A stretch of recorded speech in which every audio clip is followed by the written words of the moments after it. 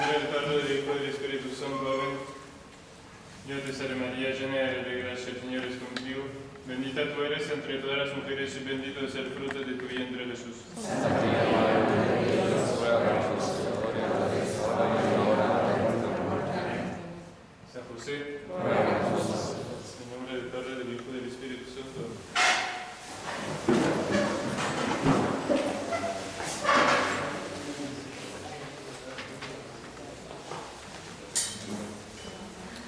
Bueno, empezamos ahora entonces algunas charlas sobre el tema de las guerras, de esas guerras que sucedieron en el oeste de Francia en el momento de la Revolución.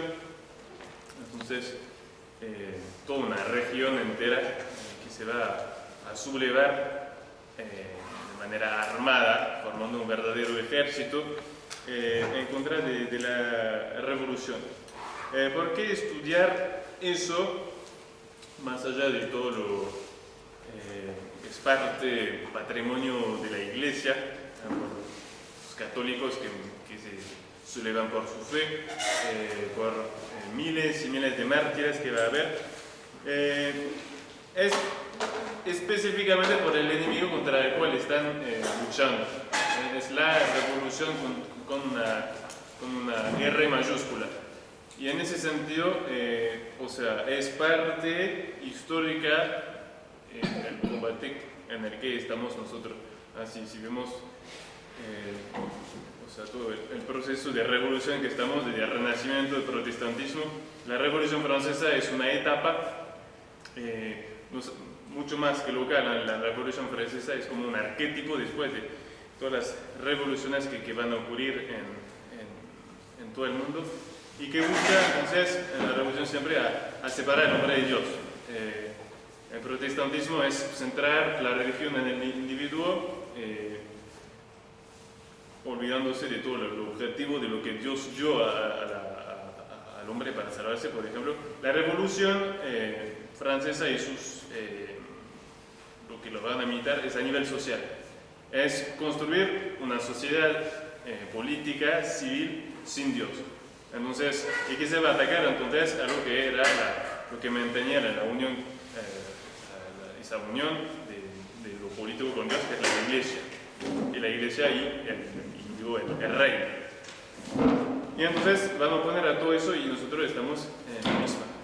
Porque ese proceso sigue de cada vez más separar más el hombre de Dios, la revolución con una R mayúscula. Y es muy interesante ver, por ejemplo, que el combate se va a concretizar alrededor del sacerdocio. Exactamente lo mismo que en nuestra época, la revolución en la Iglesia se cristaliza alrededor del sacerdocio. Pasa lo mismo en esa época. Vamos a ver, es muy claro y muy evidente. Los bandeanos se van a combatir, a luchar para guardar los sacerdotes y la misa. ¿Y por qué va a durar años y años? Y porque durante todos los revolucionarios están dispuestos a dar lo que quieren, pero la misa de los sacerdotes no. Hasta que van a terminar finalmente cediendo, que va a ser sobre todo obra de Napoleón, diciendo, él siguiendo con los principios de la revolución, pero para que se termine la guerra, dice, bueno, tengan sus curas, tengan la misa, y instantáneamente se va a terminar la guerra. Y entonces, bueno, es la lucha contra la revolución a nivel religioso, pero uno ve también, y es un punto de vista también interesante, creo yo, a nivel social. Son dos conceptos de la sociedad que se enfrentan. Nosotros ya hace 2 siglos que vivimos en una sociedad igualitarista, revolucionaria, es decir, todos los países están hechos así, una masa de individuos unidos por un territorio, una bandera, un país. Antes las sociedades tradicionales y cristianas no estaban hechas así. No todos los ciudadanos nunca fueron miembros al mismo título de la sociedad. Entonces está el clero, está la nobleza, y estaba después los demás. Cada uno tenía una función distinta. La revolución va a nivelar eso. Y uno ve cómo se enfrentan dos concepciones de la sociedad. Es interesante porque toda esa nueva concepción de sociedad, el revolucionario siempre va a invocar la patria para defenderlo. Y digo, es interesante porque, un pequeño paréntesis, Santo Tomás nunca dice que dice hay que exponer su vida para el bien común, pero nunca dice para la patria, porque la patria es parte del bien común. Es interesante porque uno va a ver los revolucionarios que pelean en nombre de la patria y los otros que están tomando una guerra civil, pero que en realidad están defendiendo el bien común, porque la religión es parte y fin o sea, el movimiento principal del bien común. Entonces, dos concepciones de la sociedad, dos concepciones de la patria también. Están defendiendo lo que recibieron de sus padres, patria, de mis padres. Entonces, que primero la fe, y que es lo que se recibe, normalizo también a la patria, es lo que uno recibe al nacer y la educación, o sea, lo que uno recibe al nacer y en la familia principalmente, entonces sobre todo la fe. Bien, y entonces, en eso que estamos, son las mismas ideas que estamos viviendo, entonces creo que hay muchas enseñanzas para sacar y virtudes a imitar. Creo que como ve, la guerra es una primera fase de muchas victorias. Uno dice como muy providenciales, humanamente, cómo puede haber pasado eso. Y después hay como, parece Dios, cuando los ayuda en principio, después le pide algo más. Le pide ahora van a tener que reparar. Y uno ve como un sacrificio de todo un pueblo, son miles y miles que van a morir mártires, en ser más estricto, es decir, que realmente uno ve que está archivado miles y miles de actos de condenación, es por su fe directamente. Bien, y entonces, además de eso, es un patrimonio católico desconocido, porque desde que ocurrieron todos esos hechos, particularmente la República Francesa lo trató de ocultar, porque, como vamos a ver, hasta qué excesos han llegado, no hay mucha manera de justificarlo. Entonces siempre fue tapado, ¿sí? Fueron verdaderas abominaciones que fueron hechas. Últimamente hay un historiador, desde hace unos 20 años en particular, que está tratando de hacer conocer que con valentía sacrificado su carrera para eso, aunque para mí no habían ubicado el centro del combate. Entonces él defiende su tesis y le arruinaron su carrera universitaria por eso. Fue que se hizo un genocidio, pero eso ya es una terminología muy del mundo de los derechos del hombre. Y entonces dice, miren los documentos, hay como una exterminación programada de todo un pueblo por su cultura, por lo que defienden, pero hay que tiene muchas cosas interesantes, pero hay que llamarle, pues no es por su cultura, no es por su pertenencia a tal pueblo, es por su fe, muy claro. Bien. Y otra cosa interesante es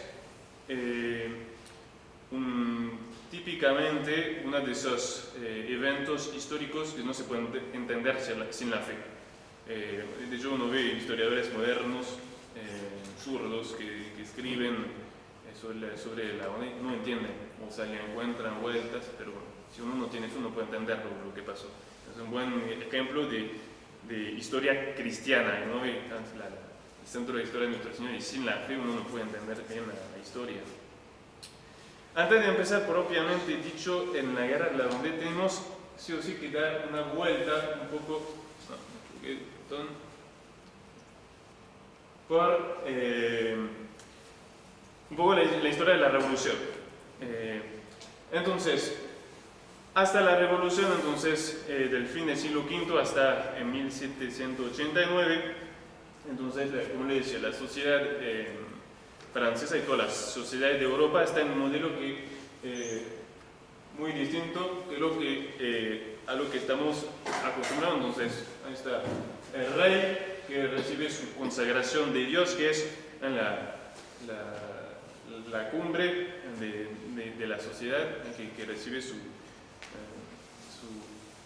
misión de nuestro Señor a través de la consagración, particularmente el rito de la consagración de los reyes en Francia está muy, muy expresivo. Y la sociedad moderna está construida en esas tres órdenes. Está la iglesia, y la sociedad civil, que está repartida en dos clases. Entonces la nobleza y después lo que se va a llamar el tercer orden, que es en la época de la revolución muy ocupado por una burguesía rica que van a ser ellos que van a mover y bueno, vamos a ver, a provocar la revolución. Entonces, el rey en el momento de la revolución, Luis XVI, Borbón, un hombre, como todos los reyes, ciertamente ha recibido una educación católica, pero uno ve ya al final del siglo XVIII todas las ideas de los nuevos filósofos, Voltaire, Rousseau, han penetrado mucho en la sociedad y en su educación. Y él está imbuido de esa idea, o primero no tiene mucho carácter, y está imbuido de esa idea de el hombre es bueno. Uno lo va a ver, ciertamente va a estar víctima de un complot tremendo y tremendamente bien hecho, pero cada vez que va a tener una oportunidad de ponerse firme y de ser fuerte, va a retroceder para supuestamente no hacer correr sangre, y va a terminar cediendo hasta perder todo. Pero el rey, a pesar de todos sus defectos, representa algo. Representa una expresión, el teniente de Dios en la tierra. La ocasión en que va a hacer que todo empiece, en donde va a ser lo que se llama la reunión de la Asamblea de los Estados Generales. ¿Qué era eso? Era una especie de una asamblea que juntaba representantes de las tres órdenes que menciona la sociedad. Entonces, el clero, la nobleza y el tercer orden, que se reunían en caso de necesidad, gobernado por el rey, y hacía mucho tiempo que no se habían reunido porque siempre, a veces traía más problemas que soluciones. Y entonces va a haber mucha presión sobre Luis XVI para que lo convoque para buscar soluciones a la situación económica del país, del gobierno. Es curioso, en esa época el país tiene mucha riqueza, todo es muy próspero, pero hay un sistema de impuestos muy ineficiente que hace que el pueblo está rico, pero el Estado muy pobre y al borde de la bancarrota, ¿no? Entonces convoca bajo presión esa asamblea. Estamos en el 4 de mayo del 1789 y muy rápido entonces se va a transformar, donde va a haber todo un proceso de manipulación que no vamos a detallar, sino va a ser muy largo pero muy interesante. Cómo va a manipular, va a transformar esa asamblea que está convocada bajo la autoridad del rey en un parlamento. Entonces eso bajo la influencia sobre todo en la tercera orden, que al final va a terminar siendo el núcleo de una asamblea a la cual se van a juntar finalmente la nobleza y el clero, que van a terminar cediendo. Bien, eso pasa después de un mes, entonces no se ha hecho ningún tipo de discusión sobre ningún tipo de situación económica. Era un hombre que está todo bien armado, la masonería está muy activa en ese momento. Después de un mes, en lugar de todo eso, tenemos el 17 de junio del año 89, en lugar de una asamblea de consulta, consejo para el rey, una asamblea nacional, y Luis XVI cede a todo. Y sucede después ese hecho muy mítico, un poco muy exagerado en la historia. Es una típica ilustración a favor, tanto que una tiene la impresión que es una batalla tremenda, pero no fue ningún tipo de batalla tremenda. La Bastilla era una cárcel que en ese momento era más o menos vacía, había algunos locos y algunos fabricantes de falsa moneda que estaban ahí. Bien, con todo eso, desde ya varias semanas que había mucho disturbio en la ciudad, entonces amenazan de entrar a la Bastilla. El gobernador, para no derramar sangre, la entrega, lo matan a algunos soldados y toman la Bastilla y se hace después un hecho histórico fundamental que no es, que es el aniversario de esa fecha, 14 de julio, que es la oficial hoy en día fiesta nacional de Francia o de la República Francesa. Lo único que mostró fue, y eso sí fue grave, demostrar la impotencia total del rey. Cuentan que cuando le anunciaron a Luis XVI estaba cazando, ¿no?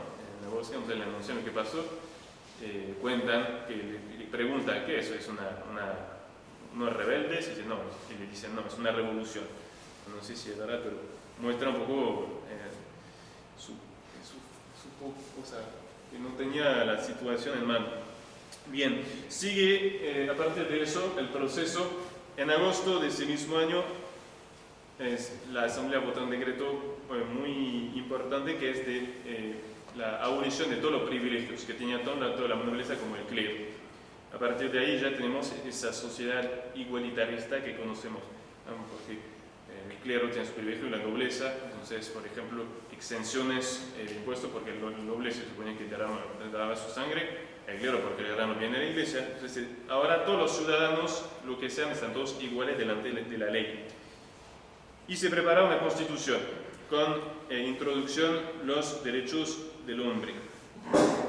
Bien, el rey se opone, lo que por lo menos si dice que no está de acuerdo, y entonces le hacen invadir el castillo de Versalles por unos supuestos hambrientos, supuestas mujeres hambrientas que espontáneamente fueran a suplicarle para tener pan, y resultó de que una buena parte de esa muchedumbre eran hombres disfrazados de mujeres, o sea, todo manipulado. Eso para forzarle a aceptar la Constitución y sobre todo los derechos del hombre.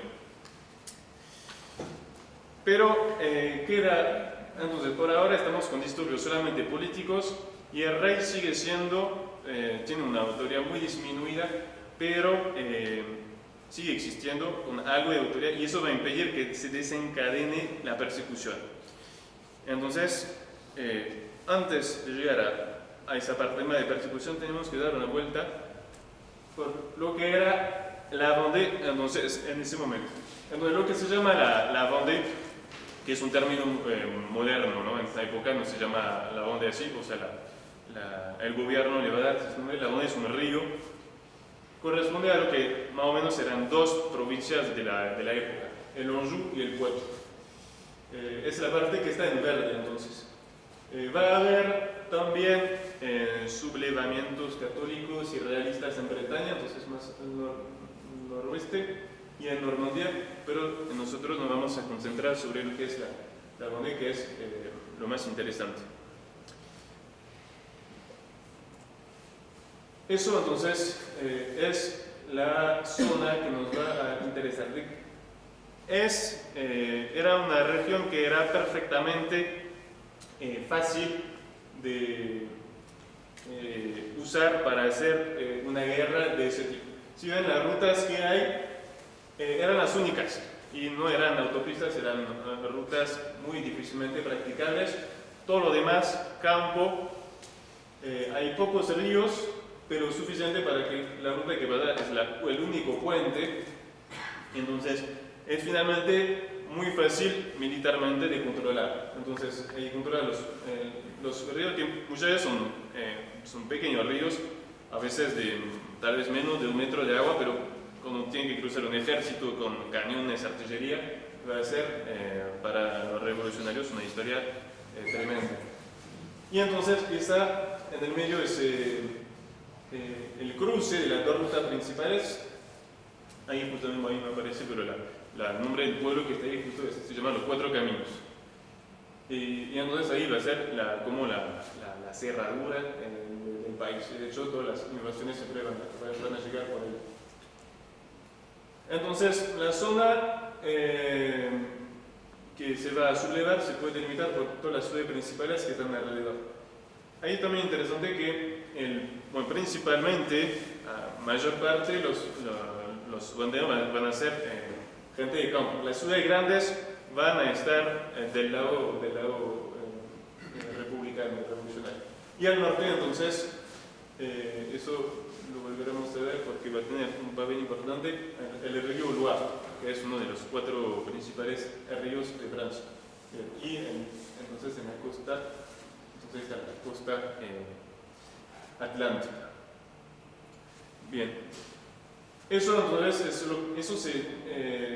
entonces hay 2 paisajes que vamos a ver, uno que es más típico del este, que se llama el bocage. Entonces, son campos pequeños y rodeados siempre de árboles, por razones agronómicas, porque por cuestión de viento, cuestión de guardar algunos insectos, etc. Y bosques. Ahora, después de la revolución, sobre todo, lo van a tratar de abrir mucho para evitar justamente que se vuelvan a producir guerras, pero entonces es un verdadero laberinto, que esos bosques, esos campos por todos lados. Y los republicanos se van a perder y también sufrieron muchas veces. Y del otro lado, entonces, más cerca de la costa, es el tipo de paisaje. Entonces, pantanosos, los paisanos entonces, viven en un lugar muy áspero, un clima muy hostil, y con esos canales, el paisano típico de allá, hasta en esa época, tiene una especie de gran palo de 3 o 4 metros de alto que le llaman nang, y salta de charco en charco para moverse en sus campos. Y los caminos, donde está en la ruta de los caminos, son eso. Eso se llama en francés chemin, que la traducción sería camino hueco. Todo el país está hecho de eso, en Bretaña también. Entonces, obviamente que eso está perfecto para una guerra de partisanos, para esconderse, para hacer emboscada. Entonces, ahí cuando se tiene que poner en filita todo un ejército y que los otros conocen perfectamente el campo, conocen perfectamente el país, van a pasar malos momentos. Entonces, en forma general, es podríamos decir, una ciudadela natural en la región misma. Y ahora, si miramos la gente profundamente cristiana por la intervención providencial de San María Guillaume, el autor del Tratado de la Verdad de la Devoción, la consagración de la Santa Esclavitud. Hay una novela, justo estamos 80 años antes, una novela realmente muy providencial, funda su congregación allí que va a quedar manteniendo ese fervor. Cuando él llega, el pueblo es muy pagano en el sentido estricto, hay mucha superstición, se ve que como consecuencia de la guerra de religión, del protestantismo, y él va a evangelizar y despertar un fervor inmenso, hace misiones donde pasa de pueblo en pueblo, predica durante una semana, todo el mundo se confiesa, todo el mundo acomoda, y ahí va haciendo, despertando el fervor de la población. Bien, y después de su muerte, entonces, su congregación, los monfortinos, van a quedar con una influencia enorme en todo el país. Y va a dejar entonces devociones muy marcadas. El rosario, veremos todo el ejército que se va al combate rezando al rosario. El Sagrado Corazón, a todos los soldados donde han llevado el Sagrado Corazón puesto en sus vestidos, etc. Entonces, y la cruz, ¿no? Tiene unos libros, la carta a los amigos de la cruz, y de hecho todavía se ve, pero hay cruces por todos lados en los caminos en la región. Y hay entonces una sociedad muy sana también, un muy buen equilibrio entre justamente el pueblo, la nobleza y el clero. Para el pueblo, entonces, en los pueblos, todo gira alrededor de su parroquia, de su iglesia, de su párroco. ¿Sí? Todos dicen que, además, el clero está muy fervoroso, había un fervor común y cuando se le van a tocar sus sacerdotes va a ser impensable. Es realmente eso que va a desencadenar todo. Y la nobleza también, es la autoridad civil, pero con mucha familiaridad, entonces me acuerdo como los nobles entonces venían, por ejemplo, a pasar a participar, por ejemplo, las fiestas que se hagan momento de la cosecha, estaban ahí, entonces, y eso también se va a ver mucho en el ejército, una amistad muy fácil, quedando en su lugar, pero entre la nobleza, los nobles y los paisanos.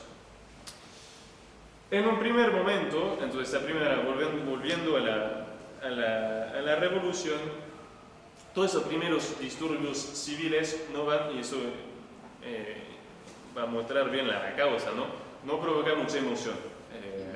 Bueno, cambian las cosas, además está muy lejos, las comunicaciones son difíciles, pero entonces, una vez el rey, entonces cuando lo invaden Versalles, eso no me olvidé, lo invaden Versalles y lo echan de Versalles y lo traen a la fuerza en París, para estar al lado de la asamblea que estaba en París y entonces sacarle su influencia. Ahí se desenmascara la revolución y empieza la ley, suspensión y prohibición de todos los votos religiosos. Después, principio de noviembre del año 89, el Estado roba globalmente todos los bienes de la iglesia, bajo pretexto de financiero, obviamente. Y sobre todo, entonces se prepara una verdadera remodelación de la iglesia en Francia, que es la famosa Constitución Civil del Clero, en que se va a votar y promulgar el 12 de julio del año 1790. Entonces, que simplemente constituye una iglesia cismática. Entonces, los párrocos, los obispos son elegidos por el pueblo y sigue al cristiano. Entonces, el musulmán puede ir a elegir al obispo si quiere. El Papa lo avisa, por lo menos, pero nada más. O sea, un cisma. Pero Pío VI, que es el Papa en ese entonces toma su momento. Roma siempre toma su tiempo para tomar sus decisiones. Y después de varios meses, finalmente, condena la Constitución y justo antes, y eso va a ser lo que va a empezar a provocar la persecución, en algunos meses antes, el gobierno entonces impone, viendo la resistencia que había de parte del clero, impone que todos los sacerdotes, obispos, todo lo que tienen función, tengan que prestar juramento a esa constitución cismática. Entonces, antes de la condenación del Papa va a haber un cierto momento de poca claridad, o sea, la mayoría, va a depender de la región, pero la mayoría va a negar, algunos lo van a pronunciar bajo condiciones, si el Papa más tarde lo condena, lo retracto, y después va a haber también muchas, lamentablemente, apostasías. Bien, mientras tanto, en la Vendée puede ser así que se va a empezar a tensionar. Cuando el clero en la región a 80% va a rechazar el juramento, hay distintas anécdotas. Por ejemplo, un párroco dice el día, porque había una fecha, lo tienen que hacer, un seguimiento de la municipalidad, ahí dice desde el púlpito, ¿no? Si tuviera 2 almas me arriesgaría, tal vez arriesgaría una, pero teniendo una sola no quiero. Y ya va a haber algunos disturbios, porque entonces los que se niegan a prestar el juramento oficialmente en los ojos de la ley pierden el derecho de defender su ministerio y los sacerdotes se tienen que esconder. Entonces rezar la misa a escondidas en los bosques en la noche. Y también a la vez, entonces, la parroquia, entonces llega un sacerdote mandado por el gobierno, que ahí están habitualmente muy mal recibida, con piedrazos, con insultos, hasta que la primera misa del domingo, entonces todos los fieles, decía 95% del pueblo no va a su misa y va a misa escondidos, mientras que hay 5 soldados revolucionarios que forzados van a asistir a la misa del sacerdote cismático, que muchos lo tratan tan mal porque le entran, le roban su casa, le rompen las puertas, le escupen en la calle. tanto que muchas después muy rápidamente piden cambiar porque dice realmente es insoportable hacer ministerio en ese país. Pero entonces se tensiona y se empieza a hacer procesiones de reparación, y hay una aparición que va a atraer muchísima gente, la aparición de la Virgen. Entonces en el norte de Gabón, la Virgen aparece en un árbol y se hace procesión. Todas las noches miles de personas que vienen en procesión. Entonces la administración puso útil de cortar el árbol, pero obviamente la Virgen no le molesta mucho para seguir apareciendo sin árbol. Y ahí a la derecha, en esas procesiones, en ese lugar, se destaca un hombre que va a ser famoso, que es Catelyn. Que ya su trabajo es de vender cosas, o sea, va de pueblo en pueblo vendiendo cosas, ferviente católico, y difunde el espíritu de la resistencia. Y está entonces el primero en esas procesiones, esas peregrinaciones a ese santuario. ¿Cómo se llama la versión? ¿Cómo la Se llama Saint Laurent de la Plaine, sería San Lorenzo del Llano. Que hoy existe, hay una capillita, y el lugar, al lado hay una cruz, el lugar donde estaba la aparición. Entonces se tensiona viendo eso, la administración hace un informe al gobierno que manda 2 representantes con bastante sentido común que llegan y preguntan al pueblo, vuelvan a París y dicen, tengan cuidado, está muy tensionado, dejen la persecución.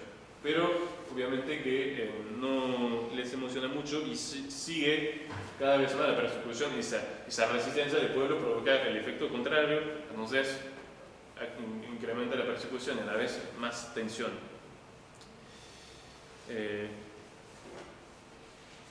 Entonces, mientras tanto, los sacerdotes fieles hacen lo que pueden para guardar su ministerio. Hay miles de anécdotas, pero una entre otras, un sacerdote que tenía un fiel refractario, como le decían, entonces se había especializado en el disfraz. Y entonces pasa de pueblo en pueblo, a veces hasta pasar en medio de los revolucionarios o de soldados sin que la reconozcan. Dicen que para que nadie sepa dónde estaba, se había sido contratado por uno de sus propios fieles como para guardar ovejas, que era una señora noble, y entonces que vino a ver para que ni siquiera los fieles sepan dónde está. Entonces estaba ahí en la propiedad de esa señora, que obviamente nunca le avisaba a su pastorcito de que el sacerdote iba a la misa, pero también se preocupó esa señora de enseñarle catecismo, pobrecito. Y él, para entrar en el juego, entonces, pero se hacía el mal alumno, hasta que un día lo cacheteó.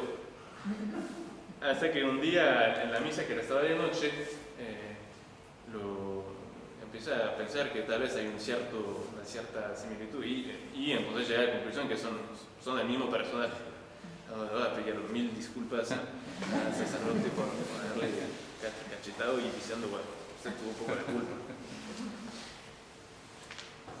Bien, y ahí va a empezar también en ese mismo momento, en primer disturbio, estamos en agosto del 92, entonces ese episodio es muy famoso.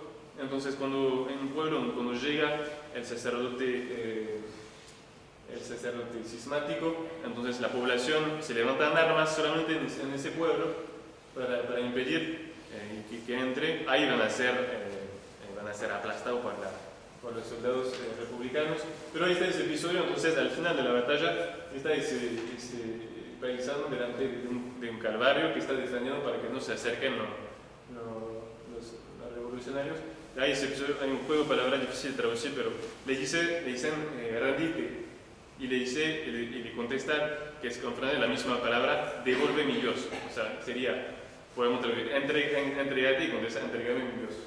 Y fue como, o sea, muy famoso, pero como un símbolo de toda la bondad. Entonces ya sigue el proceso revolucionario con la guerra del gobierno francés contra Austria. Pasó en las causas de eso, Pero entonces empieza muy mal, porque hace 3 años que está la revolución, el ejército está destruido, porque se busca más para tener buenos soldados oficiales, más revolucionarios que el mejor soldado. Muchos nobles ya no están más en el país, entonces empieza muy mal. ¿Quién tiene la culpa? Obviamente los sacerdotes que no han hecho el juramento. Ellos tienen la culpa de la derrota, entonces hay que tomar medidas. Y en mayo del 92 se quiere promulgar una primera ley de destierro de los sacerdotes, pero Luis XVI pone lo poco de poder que le queda, tenía posibilidad de poner un veto a los decretos de la Asamblea, entonces se opone. Pero entonces no podía nomás avanzar, entonces en la noche de agosto, del día de agosto del 92, se asalta el castillo en París donde estaba el rey, y que lamentablemente va a dar órdenes a sus guardias que eran suizos, su guardia suiza, que no disparen contra esa horda de bandidos que le estaban atacando, entonces van a ser todos masacrados. Y es interesante que en esa noche donde se ataca el castillo, ahí están presentes más de un futuro jefe de la banda. Ahí está Charette, ahí está la Rocheclin, ahí está Lescure, que veremos ahí, que después van a escaparse de París después al peligro de su vida para volver a sus tierras. Entonces la familia real está encarcelado, le queda poco tiempo para vivir, y enseguida entonces se puede aprobar la ley de destierro de los sacerdotes que se van en ese momento en todos los sacerdotes fieles que no se habían escondidos, tienen que abandonar el país, están desterrados y muchos se van a morir en destierro. Y poco tiempo después, eso se lo menciona, son sobre todo en París. Entonces, un mes después, todos los sacerdotes, muchos sacerdotes encarcelados son matados para defender la patria en peligro. Y entonces hay 180 hay 3 obispos y 180 sacerdotes que fueron beatificados por Pío XI. Bien. Después, 21 de enero de 1793, Luis XVI, después de un juicio con término ya decidido, le condena a muerte y matado por guillotina en París. Pasa que justo después sigue la guerra, sigue yendo mal, y entonces el ejército revolucionario anda muy mal. Entonces decide el gobierno levantar por sorteo a 300.000 hombres para ir a defender la patria en las fronteras. Y ahí va a ser la chispa que va a hacer estallar todo. Porque hacía tiempo que venía ya ese rechazo profundo de toda la revolución, y a la una hora dicen, bueno, ahora van a tener que dar su vida para ellos. Todos dicen, si tenemos que hacer la guerra, hagámosla acá. Además, que poco tiempo antes de la fecha de sorteo, aparece un decreto que dicen que los funcionarios públicos están dispensados del sorteo.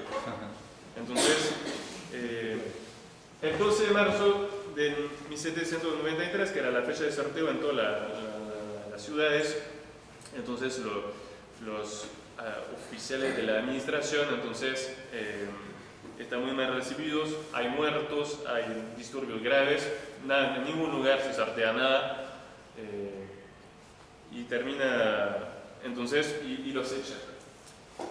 Es aquí entonces que el día siguiente, 13 de marzo, uno de los que habían participado a ese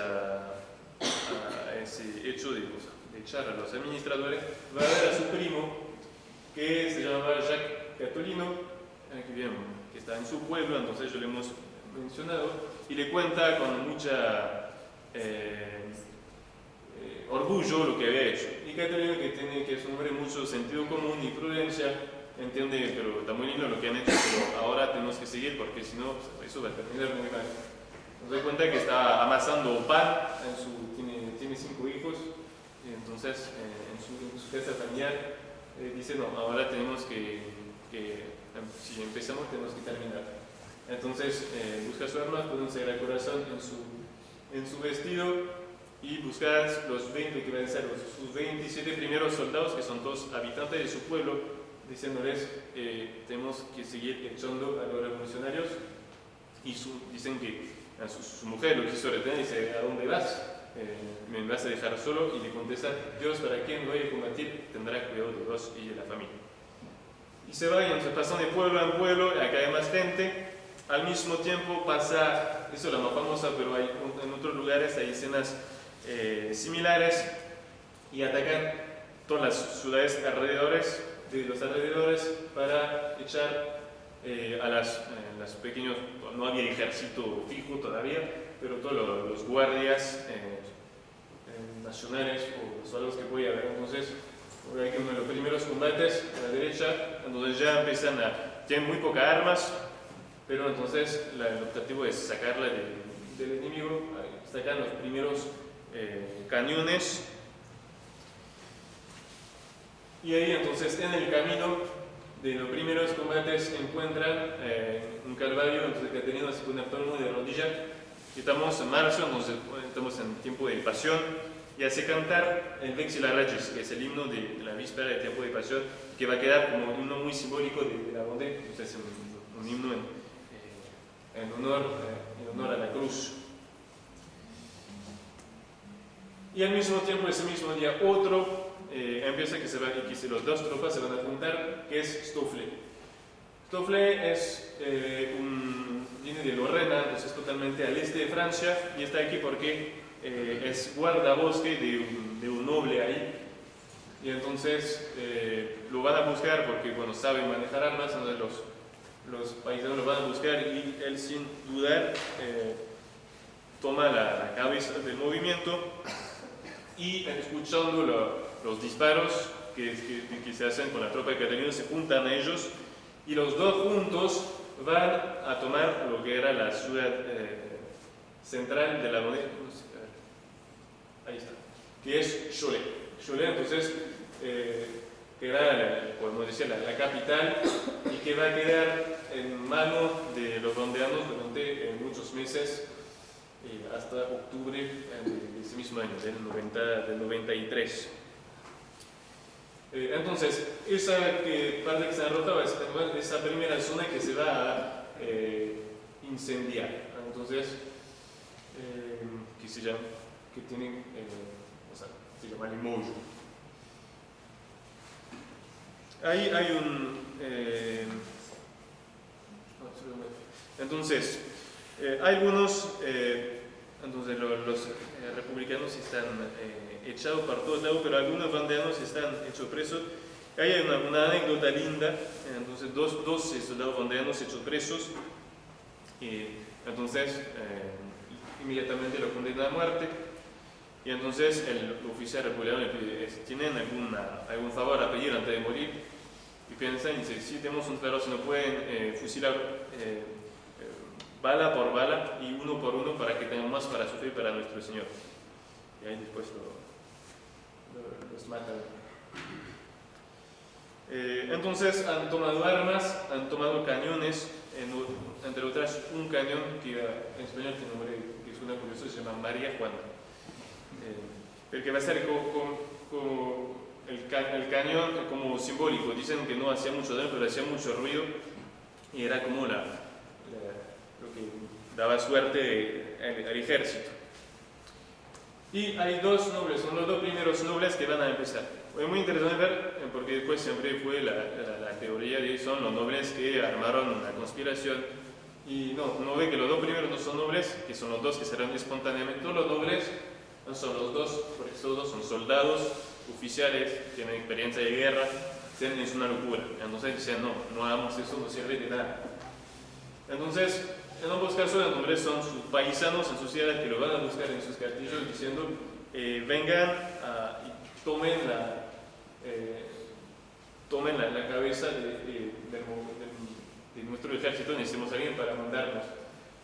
Delve está originario de Beaupré, si lo ven, que está un poco a la izquierda del círculo. Bonchamp está más al norte de Saint-Florent, en el Loire. Bonjour va a ser seguramente el oficial, la bandera más capaz. Que va a ser, estuvo haciendo guerra en las colonias, tiene mucha experiencia, es un hombre muy inteligente, que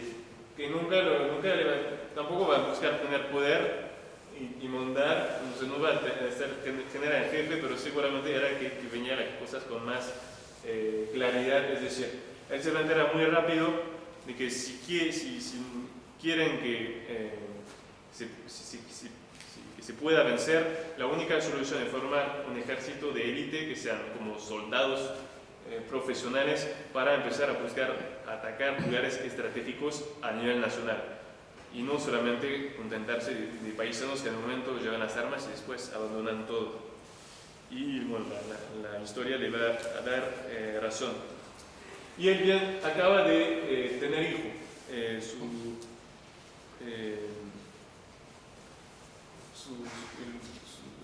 Acaba de nacer su hijo, su mujer lo mismo, de retener, y él también primero no quiere ir, entonces lo insisten tanto que los paisanos le dicen, Marqués, hemos pasado la noche entera en oración y estamos seguros que es lo que tenemos que hacer.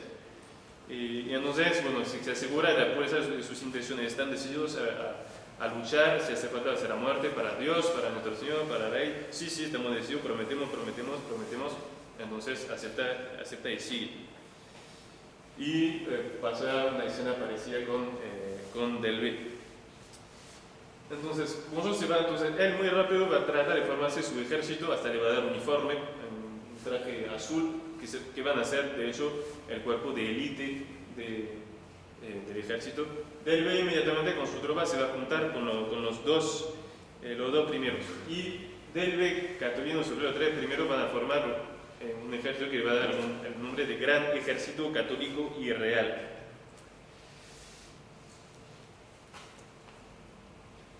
Entonces, después viene otra zona que se incendia más o menos al mismo tiempo. Un componente de importancia va a ser esa parte del centro de la donde, con dos jefes un poco menos conocidos, pero va a ser ahí que va a ser la primera batalla formada, digamos, porque los otros habían tomado ciudades, pero llegaron echaron a todos los soldados que habían ahí sin que sea una batalla formada entre dos ejércitos. Entonces, viendo los primeros disturbios, se entra un primer ejército formado, digamos, desde el sur por esa ruta y que llega totalmente a ese cruce que le decía. Entonces, ese general republicano que se llama Marcé, que todavía no conoce, van a descubrir lo que es hacer la guerra ahí, entonces se penetra ahí muy adentro, dentro de ese laberinto de vegetación, y entonces penetra ahí, trata de tomar, ocupar ese lugar estratégico, y ahí entonces los jefes que están ahí entonces son menos conocidos, uno se llama Roaron, el otro se llama Sapino, lo van a atacar de sorpresa llegando por atrás de los bosques y lo van a engañar porque se van a poner a cantar la marsellesa, el himno revolucionario, pero habían cambiado las palabras, o sea, diciendo vamos el ejército católico, entonces con otra palabra la misma melodía, entonces se van a acercar y el general, escuchando el canto, estaba esperando una tropa de refuerzo, entonces no va a reaccionar y de repente se escuchan disparos por todos lados que salen de no saben dónde, desde atrás, no sabe a dónde apuntar, no sabe qué hacer y termina de ser una derrota espantosa y son unos 600 muertos republicanos en esa batalla. Y entonces se va a hacer un primer informe a París de lo que está pasando y va a empezar a provocar susto en el gobierno. Pero entonces en esa fecha, estamos a fines de marzo de 1793, todo el país está libre y entonces 31 de marzo es la fecha de Pascua de ese año, entonces desde hace un año que estaban sin sacerdote escondidos, todas las iglesias del país vuelvan a abrir, todos pueden volver a festejar la Semana Santa en sus parroquias.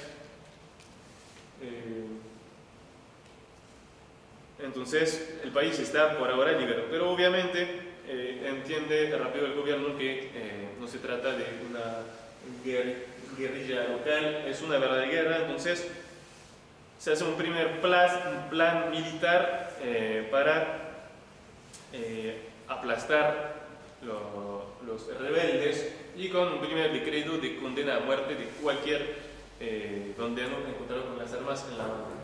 Entonces son varios ejércitos que van a llegar por distintos lados, pero la batalla principal que se va a hacer en ese pueblo que se llama Chemillé, y que va a quedar en la historia como el gran choque, va a ser una batalla muy grande.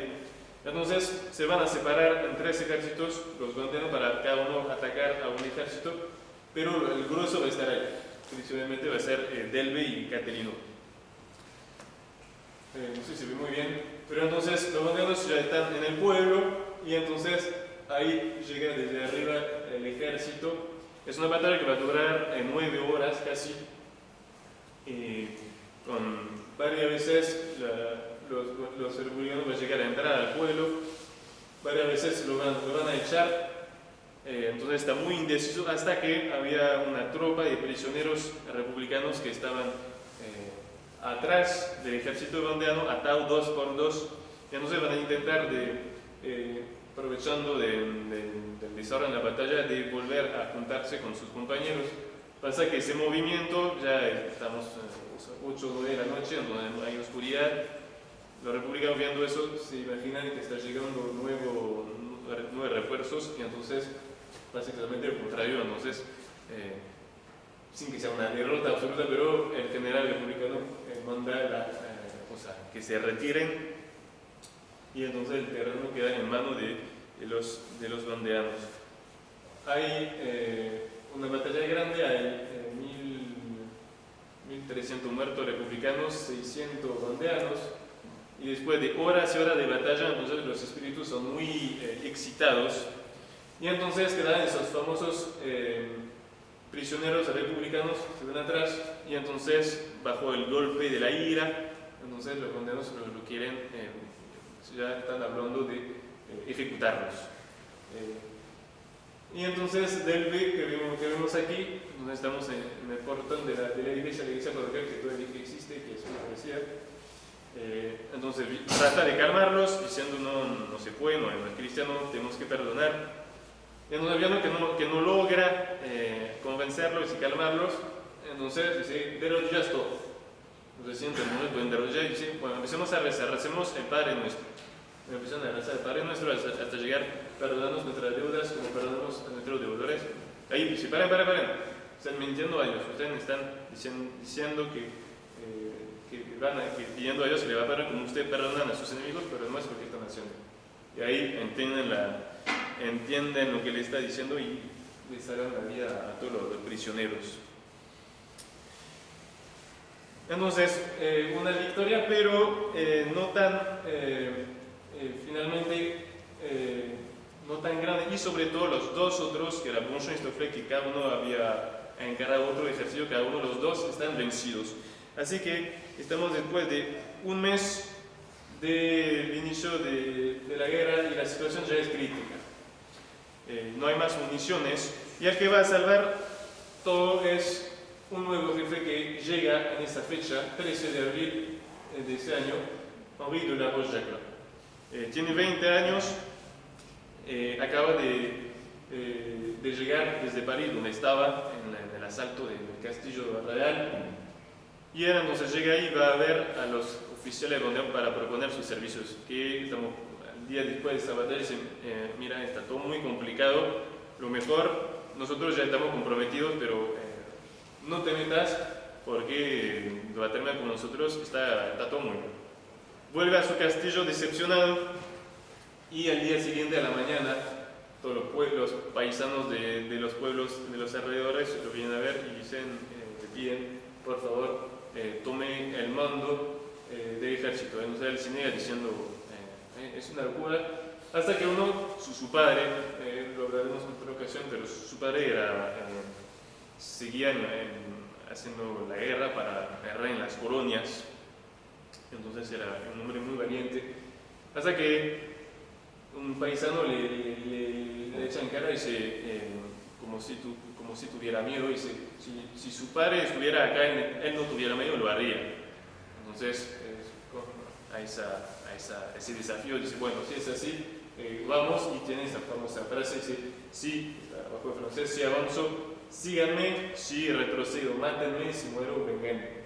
Y entonces inmediatamente toma el mando de su tropa y va a atacar al ejército republicano más cerca y lo aplasta. Lo aplasta y recupera armas, cañones y sobre todo la pólvora, que no tenían más, y se va a juntar con los otros, con el resto del gran ejército. Y toda esa tropa junta, entonces, con esos refuerzos, más nuevas municiones que tienen, van a atacar todos juntos lo fuerte de los republicanos que está en ese pueblo, en Bocó. Los atacan y ahí es una victoria total que iba a quebrar totalmente la ofensiva de los republicanos que tienen que huir otra vez, irse del país y ir a las ciudades de los alrededores. Y además, entonces, recuperar todas las armas y municiones que le faltaban. Una anécdota que pasa en esa batalla es un ugandeano entonces, que empieza, después de la victoria, empieza a perseguir los republicanos que están huyendo. Y entonces son 3, y entonces se alejan del campo de batalla, tratan de perseguir a un grupo de 10 republicanos.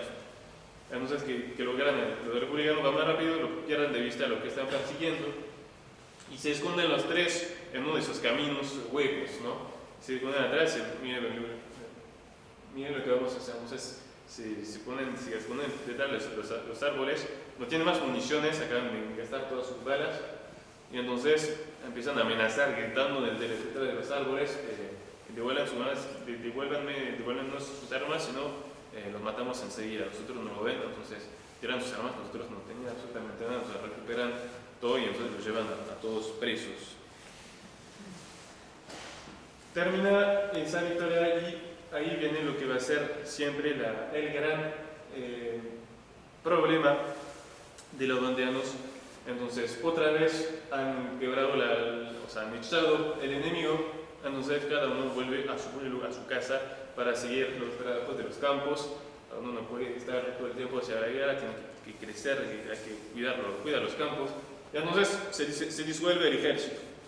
Y entonces, mientras tanto, el gobierno está en pánico de lo que está pasando, pero en realidad ya en el instante se disuelve. Y uno ve lo que decía de Bonchon, que veía que eso era inevitable, teniendo esos paisanos, uno no les podía impedir, a no ser militar, a no ser impedir que vuelan porque se iban solos. Los jefes siempre están dependiendo, cuando querían hacer algo, de la buena voluntad de los paisanos del momento. Entonces, él decía de hacer un cuerpo de élite que pueda mantener justamente guardar sobre todo las ciudades tomadas. Un poco de descripción del ejército, cómo estaba hecho. Entonces, para llamar al combate, entonces cada uno está en su pueblo, son las campanas de los pueblos que llaman, y mensajeros que dicen hay que juntarse en tal pueblo, tal lugar, y que habitualmente en un día, en 24 horas, logran juntar todos los combatientes. En esa primera fase de la guerra tenemos ese gran ejército católico real, un núcleo de 20-30 mil soldados fijos. La infantería, entonces, no hay uniformes, están vestidos de paisanos como este que vemos ahí con el corazón en el vestido.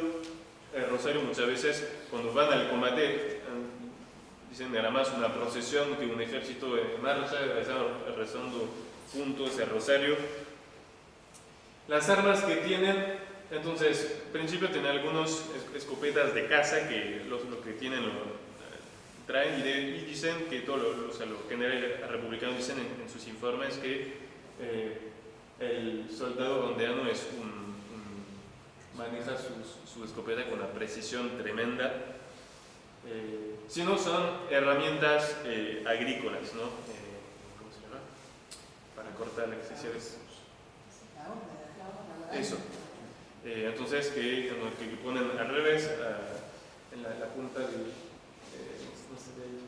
en el mango al revés, y que también muy temidas del enemigo. Muy rápido van a empezar a tener cañones, trataron de hacer algunos, pero que fueron un desastre porque no era nadie tenía ese tipo de habilidad. O sea, trataron de fabricar algunos con troncos que vaciaron poniéndole círculos de hierro, pero terminaron explotando a la cara de los pobres que estaban implementando. Entonces la mejor solución era siempre tomarlos al enemigo, entonces tenía una estrategia propia. Entonces, cuando veían que avanzaban hacia el cañón frente, cuando veían que el sol tenía la mecha prendida, ahí se tiraban al piso, pasaban la bala encima, y ahí son cosas que son largas para cargar de ahí. Después, tranquilamente, mataban a los soldados sobre sus piezas y la daban vuelta. Se calcula en toda la guerra, la parte principal, tomaron unos 300 cañones, lo cual es mucho.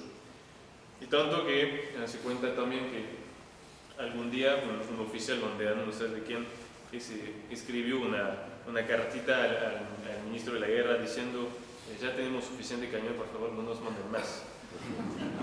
Porque eso pasaba que tenía más cañones que municiones, porque tienen que buscar tanto los cañones como las balas para usarlo. A veces hasta ponían piedras porque no tenían. La caballería es muy... la infantería es muy... sobre todo hay un núcleo de soldados de élites que es muy eficiente. La caballería es mucho más casera, por así decir. Son caballos de campo que no están hechos para hacer un ataque de caballería, ¿no? Y entonces, bueno, van a servir algunas veces, pero con poca... no van a tener tanta importancia. En el combate, entonces, cada vez que los generales van a tratar de hacer una estrategia un poquito más pensada, va a ser muy difícil porque no están formados para eso. Entonces, es muy natural, todo el mundo va corriendo y gritando, es un poco eso. Pero, bueno, que va un poco a provocar confusión en los que están enfrente. Al principio todo, pero más tarde van a llegar tropas tropas de verdaderos militares, ¿no? Entonces, a un modo de combatir que le va a costar enfrentar. Pero entonces había un núcleo de élite y atrás siempre una masa que estaba esperando de ver lo que iba a pasar. Entonces, si veían que ese primer asalto, ese primer ataque funcionaba bien, seguían y terminaban el combate, pero también se ven que empiezan a retroceder y varias veces va a pasar movimientos de pánico de todo el ejército provocado por esa masa atrás y que va a provocar empezar. Pero en todo eso, para mover todo eso, los jefes siempre se van a tener que exponer mucho, por eso tienen que estar ahí y los paisanos tienen que ver ahí frente al fuego para que los demás sigan. Y de hecho, casi todos los jefes van a morir al combate. Tienen algunos hospitales que se van a armar, sobre todo después cuando se va a empezar la destrucción del país en los bosques, con obviamente pocos recursos. Bien. Y eso, y los molinos. Los molinos, entonces, había mucho que servían con sus alas a transmitir mensajes de parroquia en parroquia. Entonces, había, para decir peligro, para decir juntarse en tal lugar, viene una tropa, entonces había un código de posición de las alas Y de hecho los republicanos van a tratar de destruir de manera sistemática los molinos, tanto para evitar por su interés estratégico como para complicar la alimentación del ejército también. Voy también para ver con eso, que es la última zona que se subleva, que es esta, que va a ser aparte entonces con ese general que es muy famoso, pero que ciertamente no es el más edificante, que es Jarret. Porque bueno, es una zona muy distinta de esa zona más pantanosa que me mostré al principio. Con un solado más duro no hay todo el ambiente de piedad que hay en la otra mitad, son gente más dura. De hecho, al principio va a pasar cosas que nunca pasaron en la otra mitad, por ejemplo, masacres de prisioneros. Y Jarret, los otros jefes son todos gente de, por ejemplo, barrios con realmente características de santidad. Él no es un hombre ciertamente muy valiente, pero no es un santo. Va a tener que pelear en la zona, muchos jefecitos van a tratar de también armar su ejército, va a haber mucha rivalidad entre ellos, y él bueno, va a lograr imponerse, y sobre eso lo veremos más tarde, pero entonces él siempre va a guardar algo de ambición de ser el principal, y en varias ocasiones no va a querer ayudar al gran ejército que está en dificultad y tiene su responsabilidad en el desastre final. Entonces, terminamos acá para hoy. Después, la próxima vez, entonces, seguiremos viendo las batallas, la primera vez de las batallas, que son las primeras 6 victorias, y después hay un cambio, hay una batalla clave en que empieza la derrota y al mismo tiempo el sacrificio. Pero lo que es un poco característico de ese principio son mucha facilidad para ganar batallas y muchas ocasiones perdidas, justamente por esa falta de organización militar.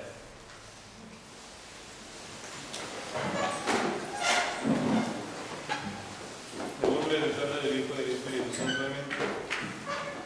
Dios te salve María, llena eres de gracia, el Señor es contigo.